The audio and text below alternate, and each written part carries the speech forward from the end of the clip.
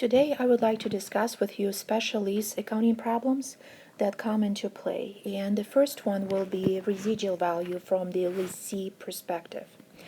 The guidelines for the accounting for a guaranteed residual value are if it is probable that the expected residual value is either equal or greater than guaranteed residual value. The lessee should not include the guaranteed residual value in the computation of a lease liability. So with the numbers, it's a little bit easier to understand. For example, the lessee expects that the residual value at the end of the lease is $10,000. That's expectation.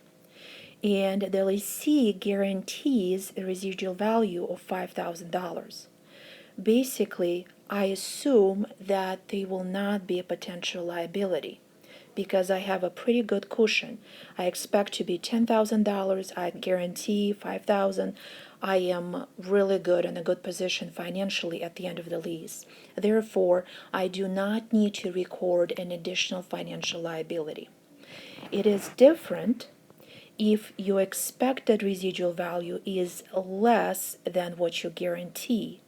Then the difference between the expected and guaranteed should be included in the computation of the lease liability. So for example, your expected residual value is $7,000 right here, and your guaranteed residual value is 10. Oops. So you actually basically could be on the hook for a potential $3,000 in the future. Okay, very important to say at the end of the lease. So you could have a potential future liability of $3,000. You will have to include present value of that $3,000 difference in your computation. And it is best, of course, to do a few exercises to be able to truly understand the whole computation. In a quick example, for example, in your chapter, there is a Caterpillar, the lessor, and Sterling, the lessee. And let's assume that Sterling, the lessee, signed a lease, and it is probable that the residual value will be $3,000, while we guarantee a $5,000 residual value. Therefore, we will have to include $2,000 difference between the expected and what we guarantee as an additional lease payment to determine the lease liability and the right of use asset. I went ahead and included the full explanation with that scenario. The lease backhoe has a fair market value of $100,000, economic life of 5, guaranteed residual value of $5,000, while the expected residual value is only 3. And then it's an $85,000 cost to the dealer Caterpillar. So let's take a look how Caterpillar will set the payments first. Usually, I understand that we discussed the lessee, but it's Caterpillar, the lessor, that typically provides the payments to the lessee and say, hey, we're signing this agreement. Will you agree to pay this much to us? So that's why we're doing the calculations from the Caterpillar perspective. Take a look at it. Fair value of the lease equipment is $100,000, and it will consist of 2 future cash flows. One of them is present value of the residual value, not the difference, but the full residual value. So let's take a look what's going on in this example. So do you see how I put the residual value in the future, right? And I also marked off the payments that will be made to the lessor. So we've got 5 years, and payments are done in the beginning of each period. So those will be discounted as an annuity due. So your present value of the backhoe has to be at $100,000. That is the present value. We will go ahead and discount first the residual value all the way to present, looking at the present value factor with 5 and 4%. because Caterpillar builds in a 4% of investment on this type of lease. And then once we subtract that part, the remaining roughly 95,000 is the amount that must be recovered through the lease payments. So basically, present value of these 5 payments should agree to roughly $95,000. So if you divide that amount by the present value factor for the annuity due, your I is 4% and N is 5. Then the lessor will provide a $20,000 roughly payment schedule to the lessee. Now we're back to the lessee's perspective. What's going to happen with Sterling? Sterling will need to figure out what will be the amount of lease liability and right of use asset. So we will take the payments that they're making and use present value factor for the annuity due to come up with 95,890. So far, that's the amount the Caterpillar is recovering as well. But then take a look at the next amount. We're not using $5,000 guaranteed residual value. Rather, we will use the probable difference. So we remember the expected value was $3,000 while we guaranteed 5. So the difference of 2 will have to be discounted to present, and it's a present value factor for a lump sum or $1, not any of the annuity. And if you combine two present values, you will get 95,534. That is the lease liability and right of use asset. You will set up a typical amortization schedule as we've done before, starting with the lease liability and then outlining every single payment that we will be making with a particular payment that was calculated for the lessee. Here is actually a very nice comparison that you could do, and it is presented in your chapter as well. If you have a guaranteed residual value with $2,000 expected payment at the end, and if there's a guaranteed residual value, but there's no expected payment. So as I said, your guaranteed residual value happened to be less than expected. So take a look. We've got 97,534, and we only have 95,890 here. So without that extra future value that we had to tag along, then these two journal entries go in the same. Your adjusting journal entry will be slightly different. Why is that? Because remember, in the lease amortization schedule, you will have different numbers to begin with as far as the liability. That's why interest expense will be different.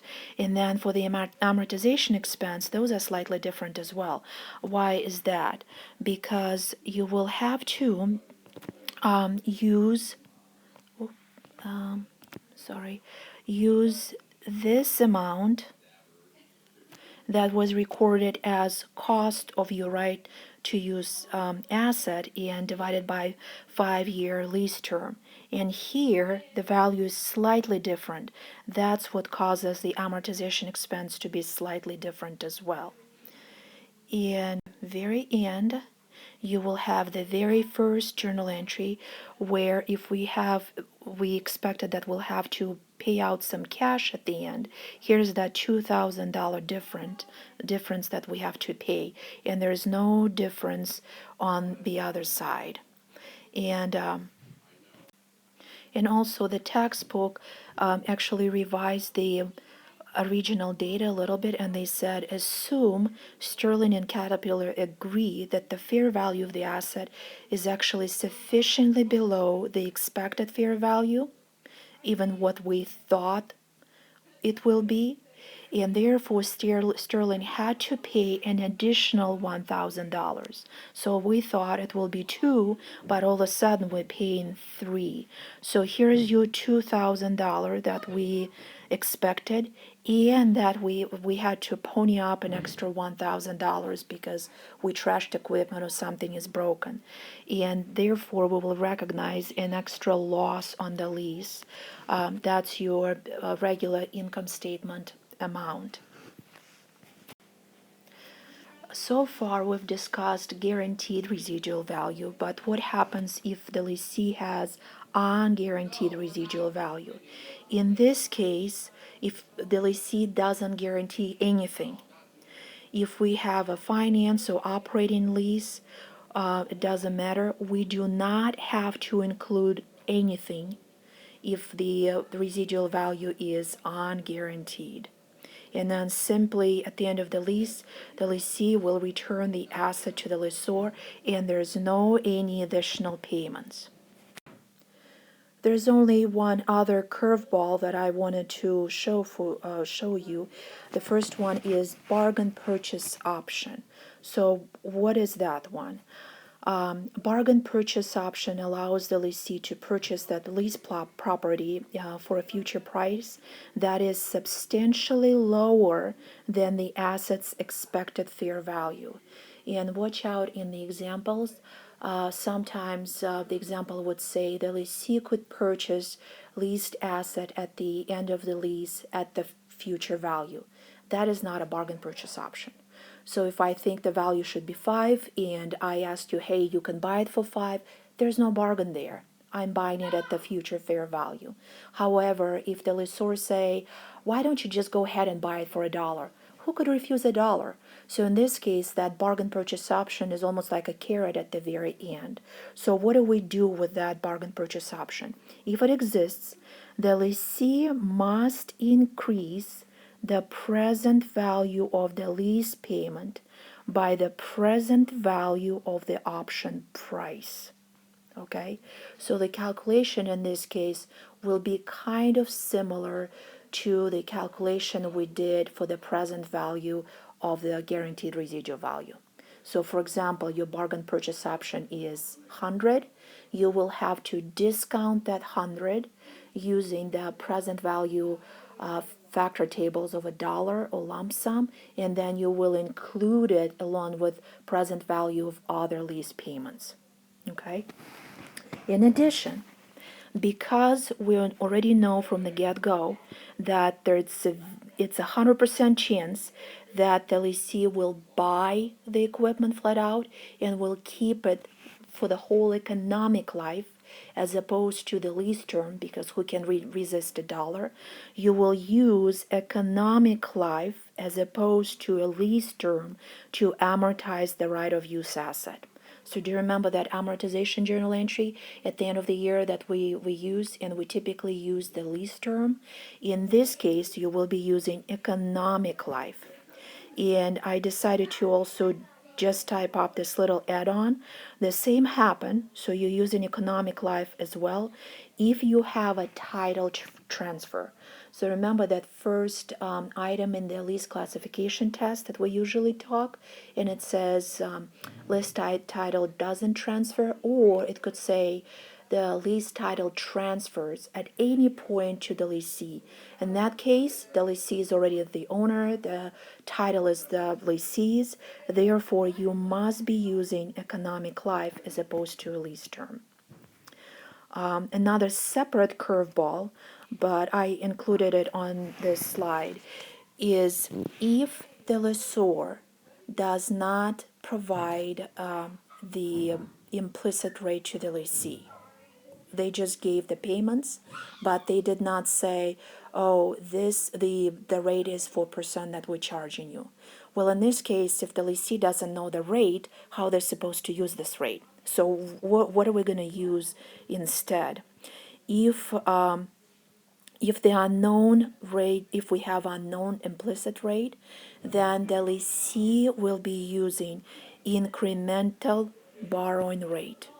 So in this case, in your problem, you will have such a description as the lessee doesn't know the implicit rate but the incremental borrowing rate is such and such. Or they might say the lessor computed the payments at $20,000 and expects the rate of return on this investment to be 5%, but this rate is not known to the lessee. So right off the bat, they told you if lessee doesn't know the rate, they cannot use it, and you're going to go with the incremental borrowing rate. Thank you. That's it. I wanted to show you the summary of the treatment of the residual value. And let's just for now concentrate only at the top part of it. And in the next video, I'll record the lessor part. So if we have unguaranteed residual value for the lessee, for the task classification, when you calculate the it's line number 4, when you discount probable future payments, you will have to ignore that residual value. And when you measure the liability, the unguaranteed residual value is ignored as well. So remember, if you have an unguaranteed residual value for the lessee, you just don't have to worry about it at all. It is all ignored. If you have guaranteed residual value, for the classification test, when you decide whether it is a finance lease or an operating lease, you will have to include full amount of residual value in the present value test. Again, full amount, full $5,000, for example. However, for the measurement of the liability, that's when you start to look and see where are we at, how much is my potential liability. And if the expected value of that asset is equal or greater to what you guarantee, then you can ignore that guaranteed residual value because you think I will be safe.